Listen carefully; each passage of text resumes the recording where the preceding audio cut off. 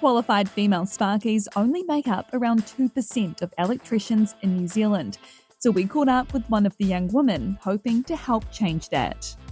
Alice, thank you so much for joining me today. You're welcome. It's always a good opportunity to talk about women in trades. Exactly, yeah, it definitely is. And so you've just finished your apprenticeship.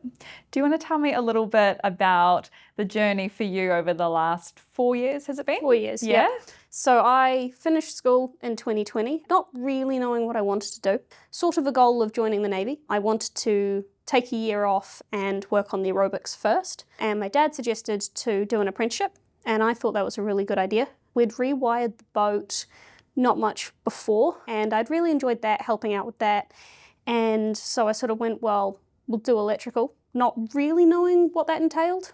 And then talked to my dad. He is in the water treatment industry and wondered if he knew any electricians. He knew Andrew Bryson, so I went and had an interview with Andrew Bryson, and he said he would take me on as an apprentice. So yeah, I spent 4 years doing my apprenticeship. Kinetic does anything from residential to industrial to water treatment plants. And yeah, spent 4 years with them. I'm now a registered qualified electrician. Now we know that the industry has always been pretty male dominated. So was there anyone, I guess, from when you started out, any other women that you could kind of work under or role model off, or was it pretty much just yourself? It was just me. I was the first female that most of the guys had worked with. So when I got there, they were very unsure on how to react with me, how to respond to me. So yeah, the only other females in the company were working in the office, doing the accounts and that kind of thing. So even the project managers were all male. So I was really the only one on the tools that was female. It was hard because I was the only one. There was nobody to talk to. But I broke down some barriers, I think, for the guys. They were far more confident when the next female apprentice came in. So through my 4th year, we got in another female apprentice, and I could tell immediately they were already far more confident around her and how to respond to her because I had already broken down those kind of barriers. That's awesome. So you're kind of like a trailblazer in a way Yeah, there. within that company, for setting sure. the tone. There were a couple of guys who had worked with females before, and they responded far better to me immediately. But yes, certainly for 90% of the company, I broke through barriers for them. Do you feel like that was the biggest challenge, was just sort of the, as you said, the tone and how to interact? Were there any other challenges that you faced? Being smaller, not being as strong, meant that putting things on the roof of vehicles, I couldn't reach. I needed a ladder to put the ladder on the roof. Carrying drums of cable around site was harder. So yeah, it took far more out of me than it would have taken out of the guys. But you just had to ask for help. You just had to say, look, I can't lift that. Can you carry that over there for me, please? The other major one was tools. A lot of the guys, I'd borrow their tools or whatever, and the handles on them would be bigger. So I couldn't use them. I couldn't utilize them as well. So buying my own tools was a big thing. Yeah, buying ones that had small enough handles and that kind of thing so that I could use them. Never something I thought about. Yeah, good point. Was it harder to find? Harder to find, definitely. Absolutely. It's like they weren't catering for... No, I was trying to use things and my hand was like this trying to grip it, and it was like, no, that doesn't work. The big concrete drills and that kind of thing, I struggled to use those. But it just changes how you work on site with the guys, right? It changes how you divvy up who's doing what. You go, I really struggle with that, so can you guys do that? I'm happy to squidge in the small space over here and do this, if you guys can do that kind of thing. Mm-hmm. Finding what, I was going to say where you fit, but that's probably too much of a pun to say. Where you sort of fit in. Yeah, where you fit in, where you can be best utilised. And so how do you think then, I guess, like, as a female and for yourself personally, I'm sure you brought a lot of skills and other things that maybe the guys didn't, whether that's a way of thinking or just a different perspective even, or like, do you think there are any kind of key differences that were really positive and helpful? Yeah, definitely a difference in perspective, definitely more cautious, so our attitude to safety was better. I'm dyslexic, and so part of that for me is thinking around situations and finding more than one way to do it, which I think was really beneficial for the company, because when people would have problems about getting to something or doing something, it was like, well, we could do it this way, but then there's also this way. And I was better at finding the ways round that they wouldn't, because they'd go, this is the way we've always done it. And it's like, well, actually, there's other ways to do that. I mean, men and women are wired differently, like exactly. we see things differently, which is can only be a positive if utilised in the right way. Yeah, exactly. And the company Kinetic was really good about that. Yes, I was the apprentice, but even still, they'd ask me for suggestions. I was on the health and safety committee for the last year or so. So yeah, just having that difference of view, I think really helped develop the company. And how do you think, like, were there any, I guess, situations for you where you felt like you almost had to prove yourself a bit more because you were a female apprentice? Possibly. When I first started, I definitely had to prove myself, but any apprentice does.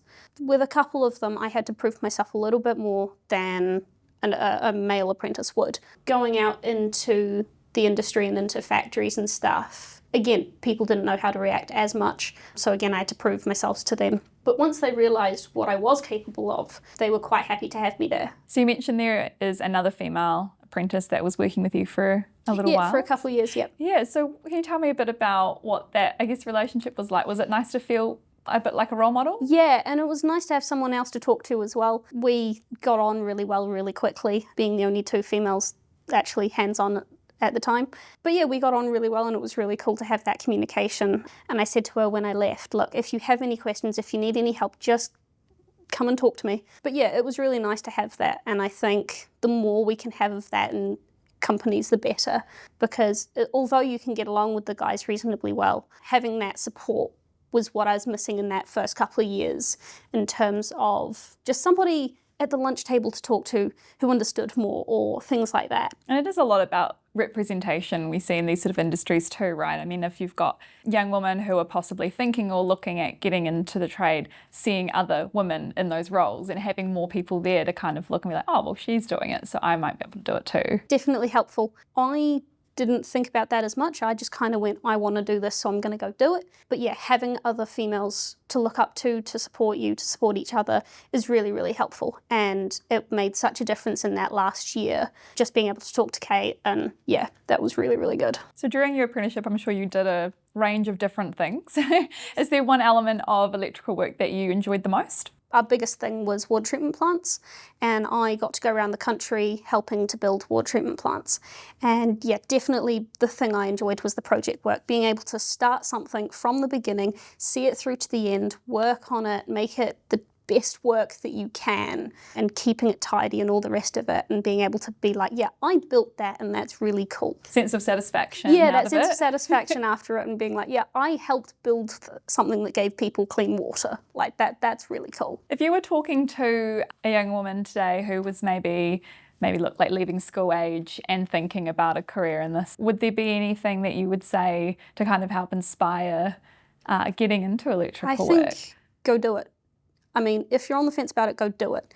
Because even if you don't finish it, you learn so much about yourself and what you value and how well you work and your mental toughness. You learn so much about just general the world, how the world works. Being in an industry where you're in so many different settings is really good because you see so much of the world and understand so much more about people. So yeah, go and do it. You're not going to regret it. I do not regret doing my apprenticeship.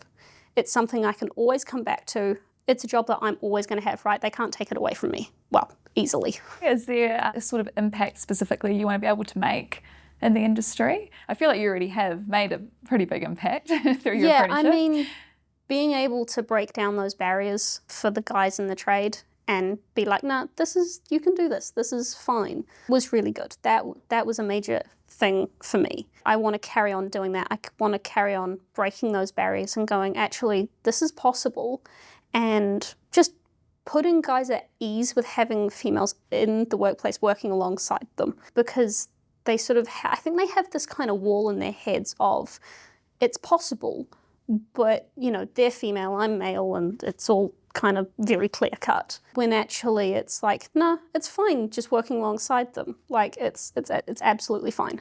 Would you aspire to any type of like leadership type role one day maybe? I mean, being a project manager would be pretty cool, because having a good project manager is massive. That's how projects run well. But yeah, having someone who knows the trade in that kind of a position makes a big difference as well. You sound like you have a very bright future ahead of you.